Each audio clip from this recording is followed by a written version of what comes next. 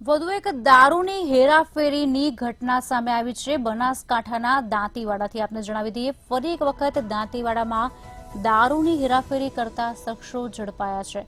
સાતસણ ગામ પાસે દારૂની હેરાફેરી કરતા 3 ઈસમો ઝડપાયા છે। આપને જણાવી દઈએ, પાંથાવાડા પોલીસ મથક વિસ્તારમાંથી દારૂ અને બિયરની બોટલો પકડાઈ છે।